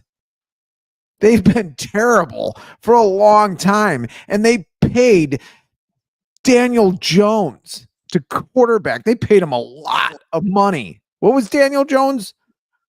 So what did they give him? 10. I forget what it was. It was terrible. Justin Fields got rode out of town for the Chicago Bears, and he was like double the player Daniel Jones was. He did everything better than Daniel Jones with half the team. And Doubting Thomas could come up and say whatever. Look at the damn stats. And they gave him a fucking bag of money. And Justin Fields can't even get a starting job in the league. Daniel Jones gets a bag of money. Well, he was too. So does Trevor Lawrence, for that matter. But whatever. Everybody thinks Trevor Lawrence is great. 2022, in a year where they were supposed to be rebuilding, he did take Daniel Jones and take that team to the playoffs as a wild card team. And then 2022. What year is it? And then no, I understand that, but then they paid him in 2023, and he most notably did not want to pay Daniel Jones. It was not his decision. Well, now they didn't want to pay Daniel Jones. No, it was at the time he didn't. He was not a Daniel Jones. Give me a 2022 or a 2023 quote from Brian Dable. Well, Dable's never actually come out and said that he wasn't the Daniel Jones guy, but those were all of the reports. Is that it was on upper management that wanted to give Daniel Jones the extension. They wanted Daniel to be right about Daniel Jones. It's the Jed Hoyer syndrome. So then 6-11 in 2023. I forget how many games they won in 2024. Not many. And then, now they've got Jackson Dart, and for me personally, especially with this schedule, they might be the worst team in the NFL. But just based off of schedule alone, you look at the schedule, and if these teams that are on their schedule are what we think they're going to be, they might win 2 games. So I'm not the one that would put that on Brian Dable, because I think if Brian Dable became 32, he's 18-32. Granted, Ryan Poles is 15-36, and he just got an extension for the Bears. So Brian Dable's a coach. He's in New York. He's 18-32. They were 3-14 last year. They've gotten worse since he started. Well, yeah, they also got rid of Saquon Barkley. They're you know what I mean? Like they've made so many. It's hard for me to put that on Brian Dable, but if you look at this team and you start putting, I missed part of that last round. Fitz claiming racism against Justin Fields. No, I'm not saying that. I'm just saying why that is what is happening. There's other quarterbacks that aren't as good as him that are getting bags of money or are as good, who have not really done anything. Look at Daniel Jones and Trevor Lawrence's stats side by side. They're identical. I know. They're both bad. And I feel like I've been with Daniel Jones, a lot of people been beating that drum for a while. But with Trevor Lawrence, I mean, until last season, me and you been beating that drum for almost 3 years. I've been beating that drum since he got drafted. I mean, I just don't get it. I don't get, is it racism? I don't know. Both things can be, true at the same time. It could be not racism. And for some reason, maybe it's Trevor Lawrence's hair. I think a lot of people look at Trevor Lawrence and look at the coaching debacle that he had, same, a la Justin Fields, a la Caleb Williams, in the debacle that they have. But then you got to look at the rest of the body of work as well. And that coaching staff has been gone, and he just has not been good. And now you're going to get Liam Cohen over there and see how well that goes with Duval. You go and you see what the hell that's going to be. I don't know it's going to be any different, to be honest with you. So, yeah, I don't know, man. I don't know. So it remains. What was your answer to my question, by the way? I think you just diverted it. Jackson Dart? Yeah, is he going to be the best quarterback out of this draft class? I said that's an overreaction. No. I'll stay with Cam Ward until I see something different. Well, let's go to this one then. Ashton Genty is going to set the rookie rushing record. 1,800 yards, 808 yards, I should say. 1,808 yards set by Eric Dickerson. The only guys that have come close, I believe in 2016, Ezekiel Elliott came close. I think he had 1,600. I think only 5 guys Oh, let me look this up. Sir Peyton didn't run, I know, for 1,000 yards his rookie season. Not that that means anything. No, I don't think he's going to rush for 1,800 yards. Because I think he'll be a good running back. I'm not saying he's not going to be a good running back. I compared him to Alvin Kamara. I mean, I don't think I don't know if he'll be that good, but I don't think he's going to be Eric Dickerson good. Eric Dickerson was giant and he could run like crazy. I mean, I don't think he's going to have 1,800 yards rushing. No. Let's go over the last 25 years. The leading rushers. And I want to see how many of these. Eric Dickerson. That was back when one guy basically took the load. Yeah, I want to see how many of these guys you'll actually remember. Just like Screen, who's blowing Jeremiah. So 2016 Ezekiel Elliott. We all know who Ezekiel Elliott is. 2012, this guy from Washington ran for 1,613 yards. Do you remember who? 2012. For Washington. Robert Griffin III. That was a joke. Alfred Morris. Oh, wow. Yeah. That's breaking up some scar tissue in the memory. From also 2012 for Tampa Bay. 1,454 yards. Doug Martin. Okay. I thought you might say Warren Dunn. From 2002, the Denver Broncos. You'll probably remember this name. Yeah. Clinton Portis. Oh, yeah. And from 2000, also from the league, right? Denver Broncos, Mike Anderson. Okay. Yeah, I remember Mike Anderson too. So Alfred Morris actually averaged 100 yards a game in 2012 with Washington. How many years did he even play? Huh? How many years did he even play? Alfred Morris. Let me see here. See if I can look up his. Doubting Thomas says, as defending and champion of the Combs and Fitz Fantasy Football League, I'm taking Genty with my first pick. So he doesn't think that's an overreaction. Are we running it back? That league? Do you want to? Yeah. All right, we can run it back. I'll set it up. Alfred Morris played from 2012 to 2020.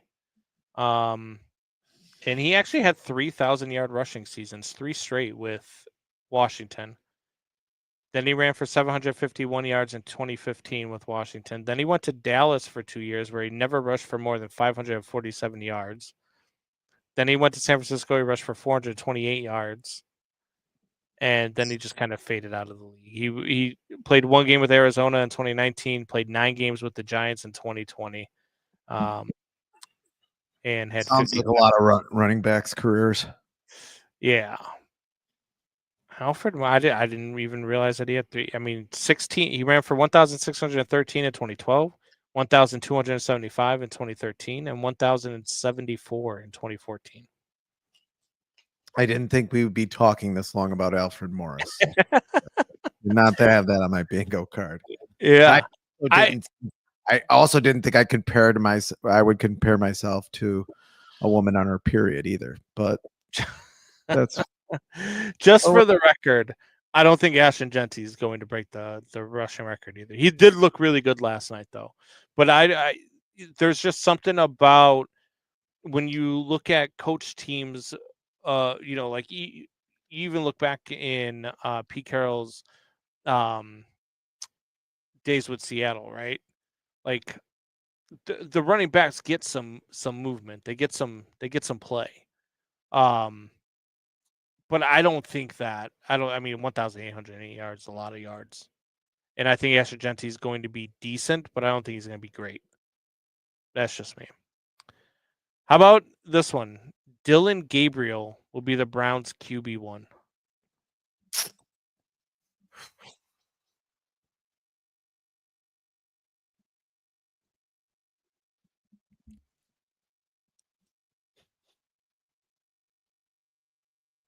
You want him to be. I want him to. No, You're not going to give it to Shador. I mean, I don't think they're going to give it to Shador at all. I think it's going to end up being Flacco to start. Flacco, yeah. But Dylan Gabriel did look okay. I think they're going to start with Flacco, especially what he did a couple seasons ago, taking him to the playoffs.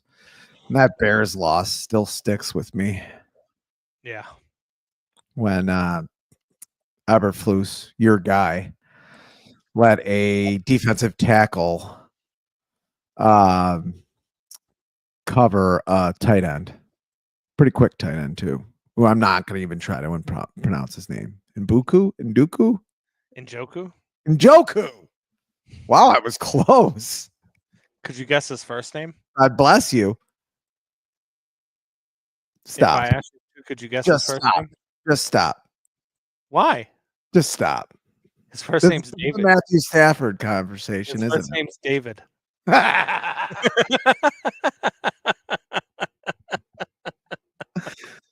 Thanks, Jeremiah. Little late. Thanks. Little late. So, yeah, no, I think Dylan Gabriel's going to get a chance in Cleveland because everybody gets a chance in Cleveland.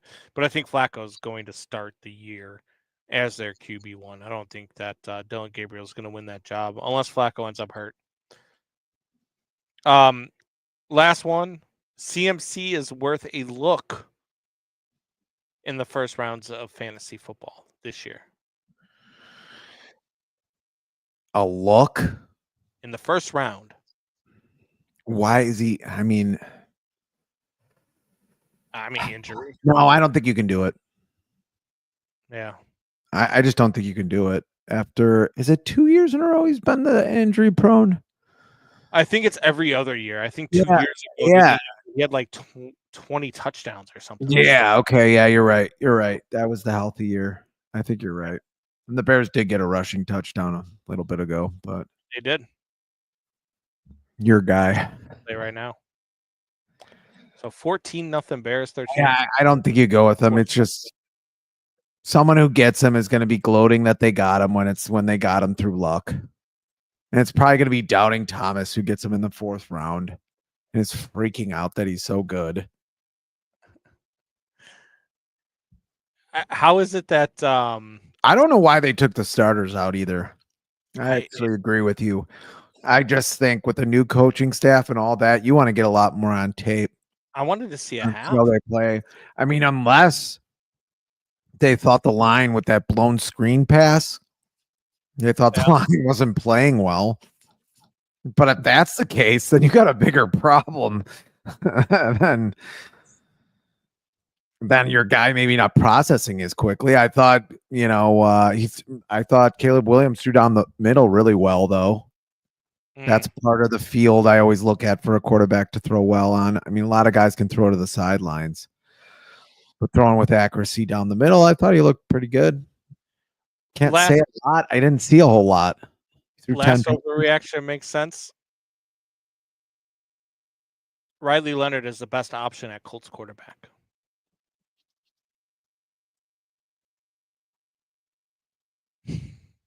I mean, Anthony Richardson, guys who can't throw a forward pass. I mean,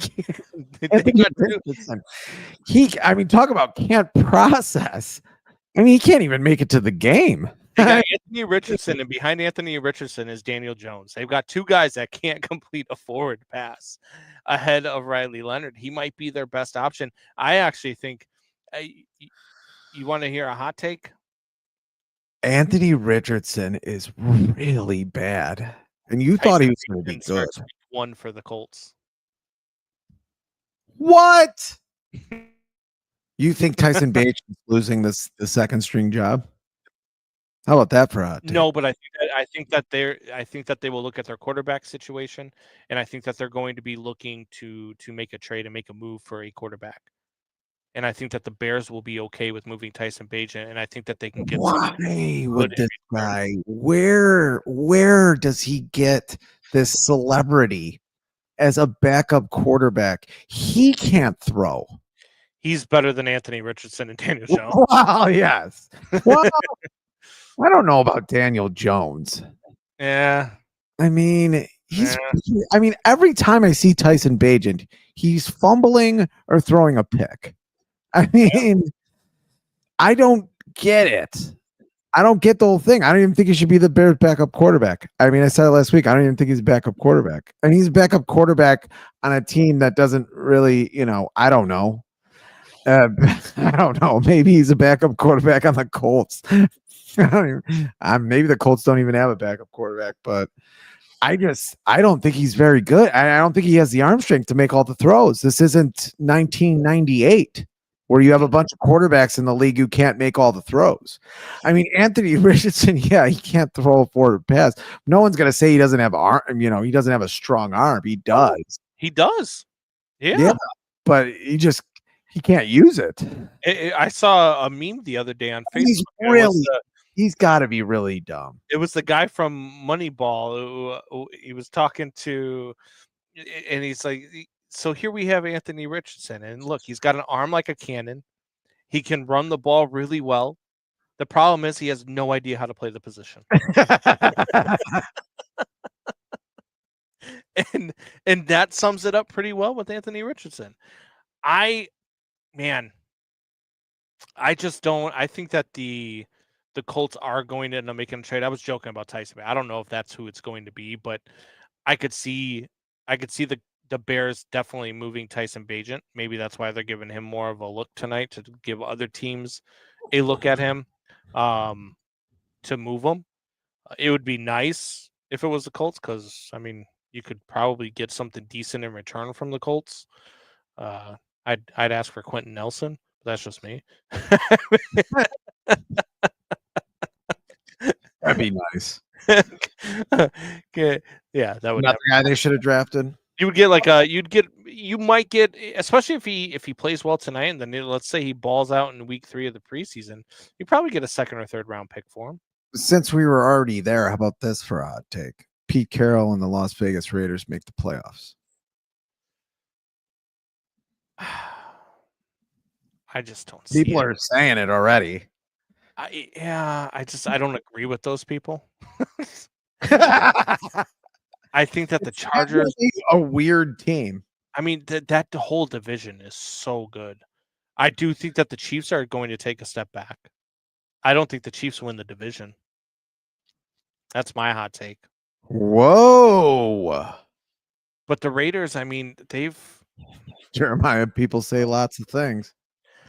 I think the Chargers or the Broncos win this division, to be honest with you. I really like Bo Nix. I like what they're doing in Denver. I like RJ Harvey a lot. I thought that was a great draft pick. I like Denver. I like coach. Huh? Sean Payton's a good coach. Yeah. This is probably the best coach division, right? Sean Payton in Denver. You got Andy Reid in Kansas City. You got Pete Carroll in Las Vegas, and you've got a lot of Super Bowls in Los Angeles. Some national championships, some Super Bowls. Yeah. Bunch of Super Bowls. Bunch of Super Bowl appearances. Mm-hmm. I mean, it's got to be the best coach division, best head coached division anyway. Wouldn't say best coaching staff. Matt Nagy's in there. Best pedigree of head coaches. Matt Nagy's in there. But yeah, I don't know, man. I mean, let's see. Patriots, Chargers. How about this? Is Jordan Love a top 10 quarterback this year? No. There's a lot of Packer fans who think so. No. There's a lot of people in the middle of Wisconsin who think I don't think Jordan Love's a top 10 quarterback, period. No, I don't. I think we've already proved that. I mean, but look, if he goes out and he figures it out and he balls out this year, maybe. But I mean, you look at their schedule too. I'm not saying I don't think he's not capable of having a really good year where you might put him in that top 10. But I think mostly he's 10 to 15, maybe even 15 to 20. Yeah, I think he's a decent quarterback. He's not great. He's not. He's in his 6th year now.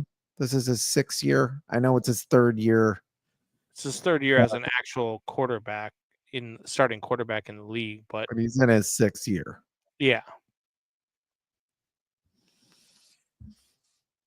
I mean, their schedule's not that tough either. I mean, if they don't have a good year, then he's definitely not the guy, right? Because they start out Lions, Commanders, then they get the Browns, the Cowboys, the Bengals, then they get the Cardinals, the Steelers, the Panthers, then they play the Eagles, then they play the Giants, and then they finish off the season Vikings, Lions, Bears, Broncos, Bears, Ravens, Vikings. So the back end of their schedule could be tough. But I mean, it's geez, these defenses, man. See how bad the Lions defense regresses. We'll see the Commanders defense is pretty damn good. The Browns are not going to be a very good team, but that defense is really damn good. Yeah. I mean, the names they got, you got Myles Garrett to worry about. They've got the dude on the other end. I forget his name.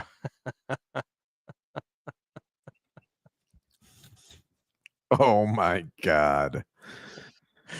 Donald There's Thomas has way too much time on his hands. the honor for him to be here listening to our podcast. I knew it was going to happen one day. I still wouldn't take you in the first round, but I appreciate you. Unbelievable. Talk about a guy shattering the 1,800-yard rookie running back record. Right now, what Barry Sanders would do right now in this NFL where everything is a foul, you pretty much can't tackle a guy from behind. What Barry Sanders would do with passing schemes now, with everything being a short pass, what he would just do in the passing game, I disagree. would be insane. I mean, he would be so good. No one could tackle him back then when they were ripping people's heads off.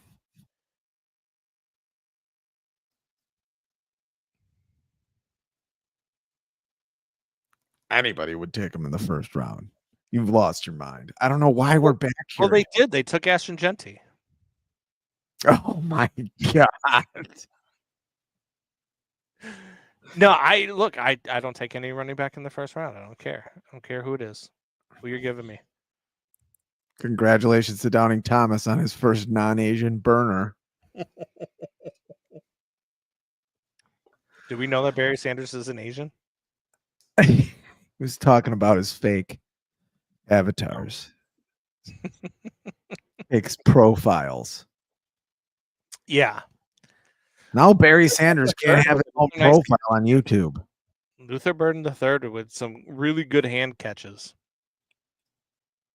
He better be good. Body, but just outside. I like what I'm seeing so far from him. I just didn't like that pick with the tight end pick at 1. But hey, when he's you really good. Head coach like that, though. I mean, if we're doing this, if he's the next Jerry Rice.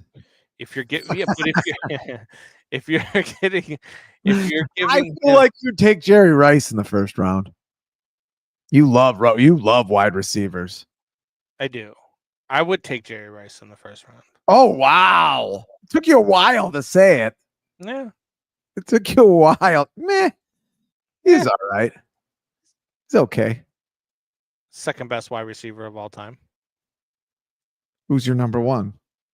Oh, come on, man. Randy Moss. Randy Moss is better than Jerry Rice.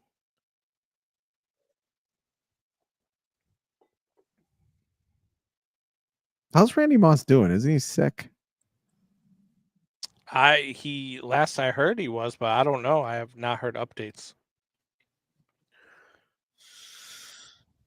Who wins this division? Who wins the Bears division? Matthew Stafford is a 3rd rounder. If you're lucky, Jeremiah, he takes a flyer on him in the 5th round. He'd rather take Jackson Dart, it sounds like. Yeah. I think the Vikings win this division. And if it's not the Vikings, I think it's the Packers. I know. You look at the Packers. The Packers schedule is probably the easiest schedule of the 4 teams. I don't know how they pulled that crap. I don't know either. But the Vikings I believe in Kevin O'Connell, man, and I think 10 wins can win this division. I think they could be a 10-7 team. 10 wins this division, huh? I don't think it's going to be as good a division as it's been the past couple years. No, I think it's going to don't be see good, that. but I think they're going to beat up on one another. In the schedules that they have, I mean, they're brutal.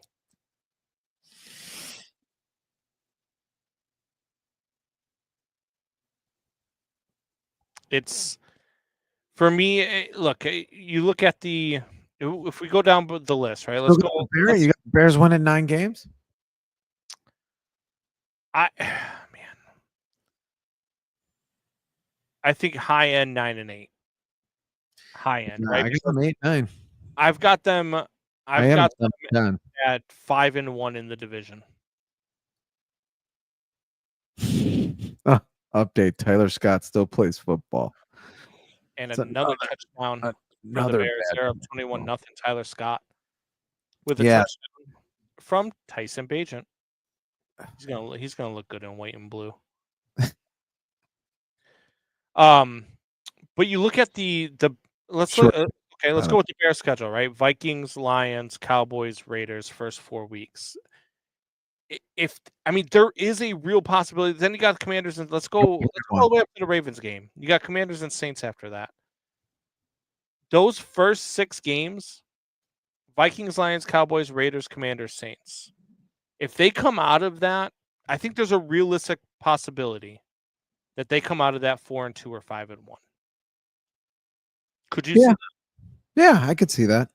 So if they come out of that 4-2 or 5-1, then they've got the Ravens, Bengals, Giants, Vikings, Steelers. They come out of that 2-3, they're 7-4. Then they've got Eagles, Packers, Browns, Packers, Niners, Lions to end the season. So in those 7 games, they just have to win 2 to get to 9. Steelers, they should be able to beat the Steelers. That's a lot of math. Eagles, a lot of fan math there. Eagles, back of the napkin. At Green Bay, it's a win because Caleb doesn't lose in Green Bay. Should beat the Browns. Could sweep the Packers. Probably lose to the 49ers if they're healthy. And probably lose against the Lions in the final week. I mean, you could see a world where the Bears could be competing for 10 to 11 wins, but there's a lot of things have to go right, man. You have to have some teams with injured quarterbacks. And you have to stay healthy. Yeah. And so you have to figure out who your left tackle is. How good is your left tackle? I don't know that this team can get there. So I've 8-9, 9-8 is where I'm at with this team. Even with this preseason, I'm at 8-9, and I'll be disappointed with that, even though I'm saying that's what I'm predicting. Because this should have been a team that had Ben Johnson as their coach last year, and I'm sorry, I'm just not going to go off that this is in an organization, and they had. I actually listened to a little bit of sports radio. Driving back and forth from Muskegon, Michigan, which is like 3 hours. And they had Paris Schultz that I had to listen to sports radio. Yeah. Is it Paris Schultz they had on 670 Square? I don't know if that's his name. He was talking about the Bears negotiating with the state of Illinois to get some money or some tax write-offs or whatever from the state for their stadium that's going to be in Arlington Heights now, and that they're not really, like, they're saying, we're negotiating with state government, and Illinois state government saying no, they're not negotiating with us. Like, they're doing this negotiation again where they're not really negotiating, but they're saying they're negotiating, and they think that this year. And so, how my mind works as a conspiracy theorist Bears fan is that that's why they hired Ben Johnson. That's why they finally dropped their pants for a coach, for the best coach on the market. First time ever. There's never been a coach who's come in here where they were like, oh my God, they got Lovie Smith. Holy God. Oh my God, guys. Listen to this. The Bears just hired Dave Wanstead. They're going to the Super Bowl. They just hired Matt Nagy. They just hired Mark Trestman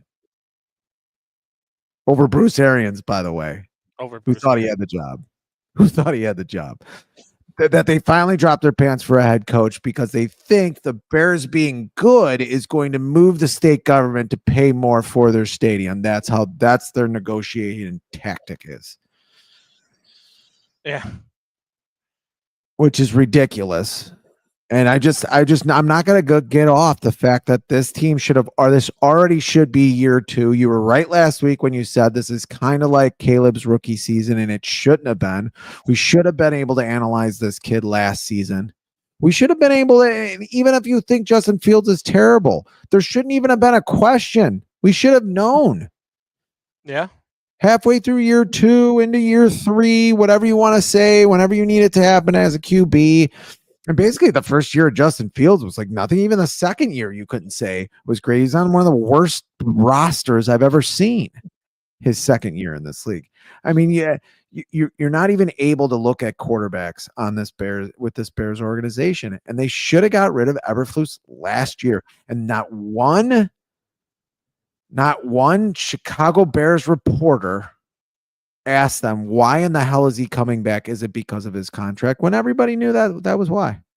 Mm-hmm. Now that the Bears need to negotiate, they want the Bears to be great. They want the Bears to be great. And it's quite frankly, another organization who acts like a part of the ruling class, who acts like their shit don't stink. And us, the proletariat, are just going to pay for another one of their damn stadiums. And that's Fitzgerald.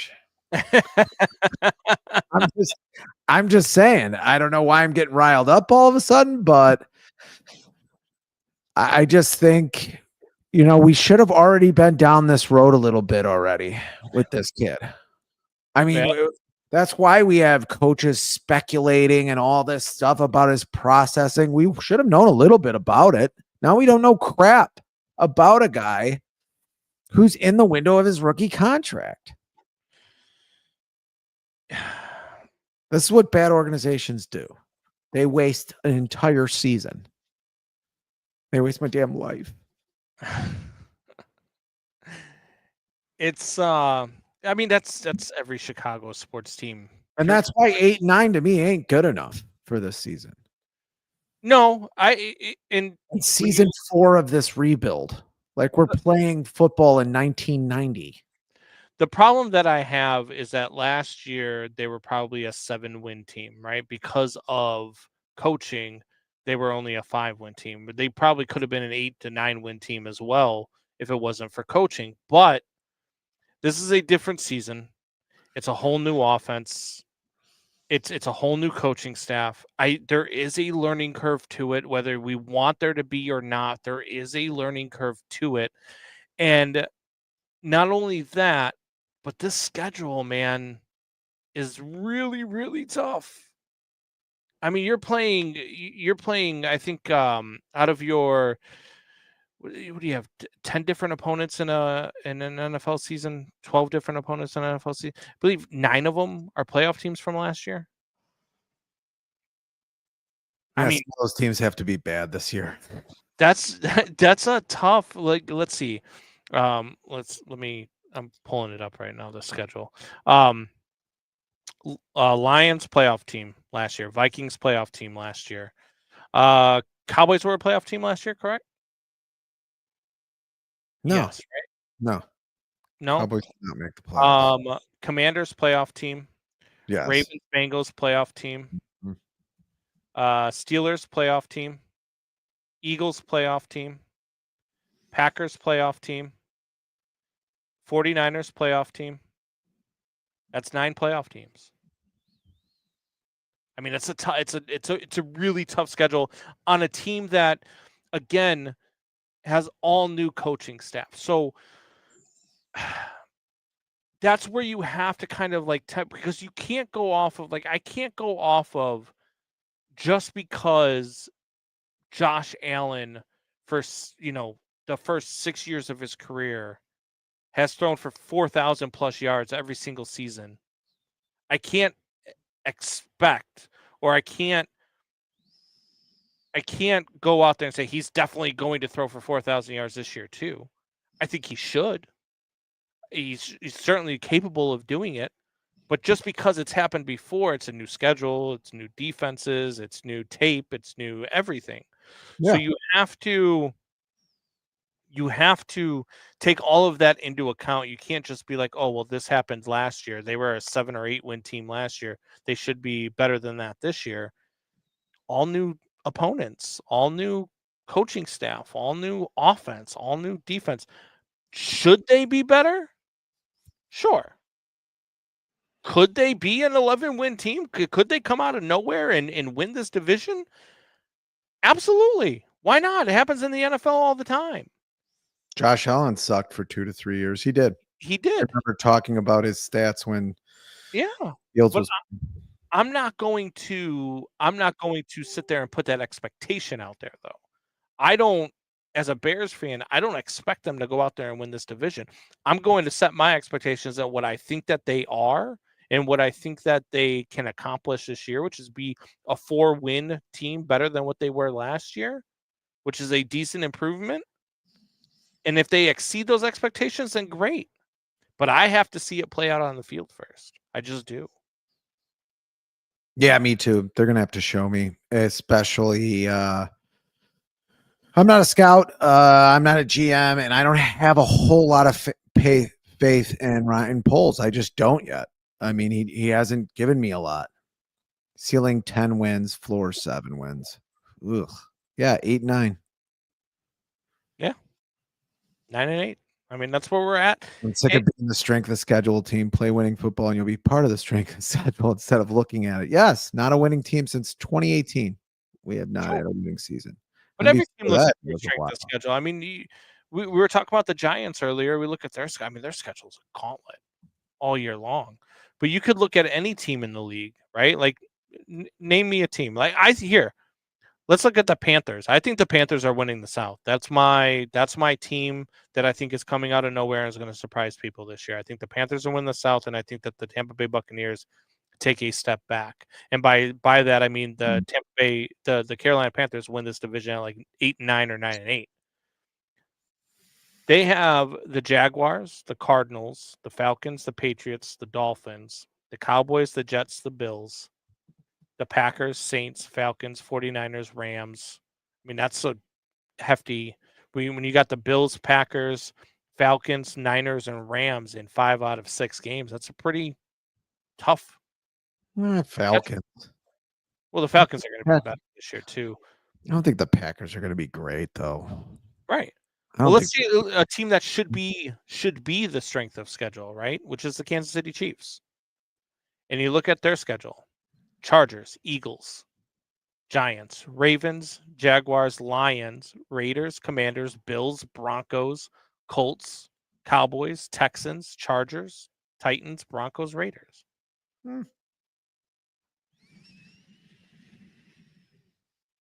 Chiefs have had a Patriots type division for a while here.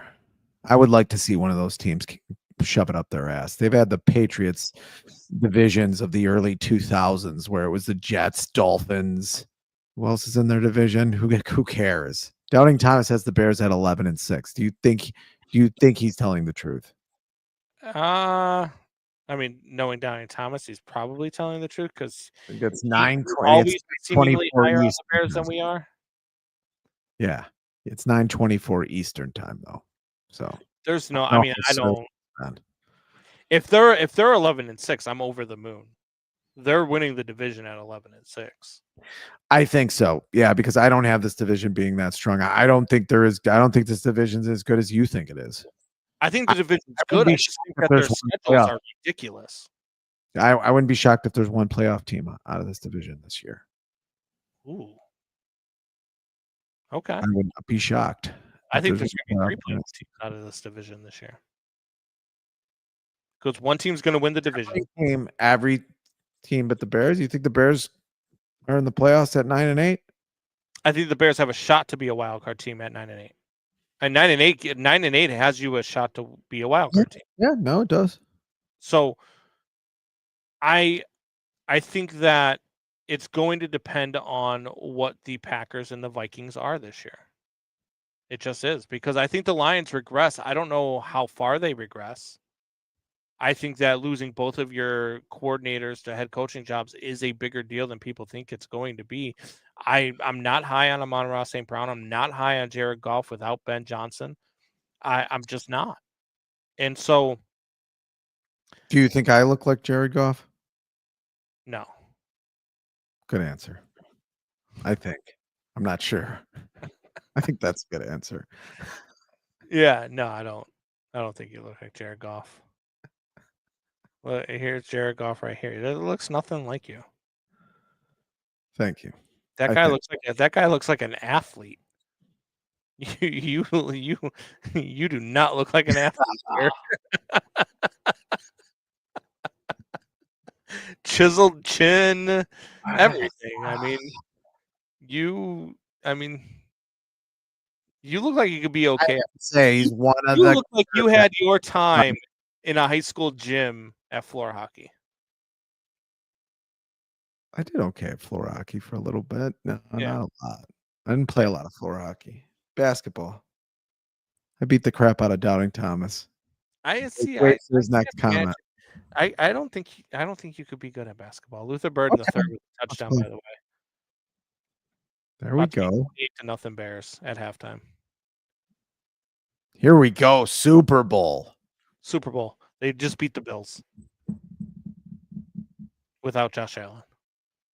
The Bears basically didn't have Caleb Williams. I don't know why he didn't get more snaps. I don't understand it either. I'd like to ask that question. I was trying to find something on Twitter about it, but I didn't find There's anything. no way they're playing on Friday, right? I mean, after a Sunday night game? I don't think so. Maybe. So this is all you're going to see out of your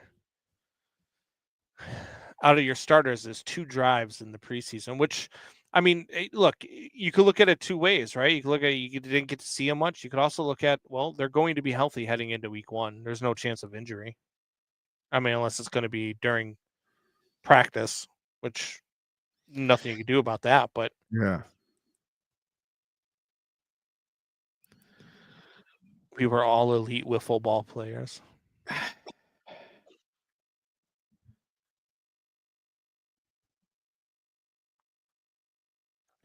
Jared Goff. Jared Goff. I told you. 9:28 Eastern time. Jared Goff gets $300 million more handsome. Yeah. That'll make you handsome. It's tough to type when Megan's pegging him. I'm done.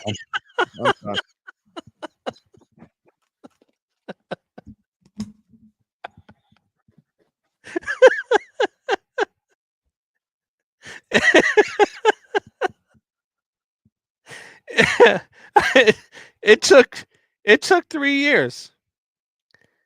It took 3 years for me to get Ryan to walk off. 3 years of a podcast, and I finally got him to walk off. And all it took was be accepted. his sister was pegging her husband. Out of all the things I've said on this show, that's what got him to walk off. No? All right, you ready to get out of here? Yes. I think I'm more than ready. All right, we're going to get out of here as there's a Bears player laying on the field being attended to. I don't know which one it is. One of the cornerbacks. 20-30 minutes. The third string cornerback. Yeah, he went right down and grabbed contact and grabbing his knee. That's not good. I like Noah Sewell. Is that Smith? Noah Sewell. Yeah, it is Smith. Ooh, that's not good. pretty good backup cornerback and could fill in as a safety as well. That is not good. You were just talking about injuries. Thanks, Combs. Boy, you're having a good end of the show. Good end of the show, buddy. Good end of the show. Son of a bitch.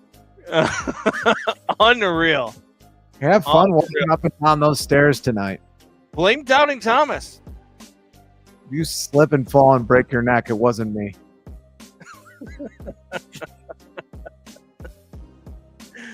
All right, guys. What a loser. Boo for the Cubs. Boo for the Cubs. Same bat time, same bat channel. Tell your friends, tell your neighbors, tell your enemies. See you guys next week.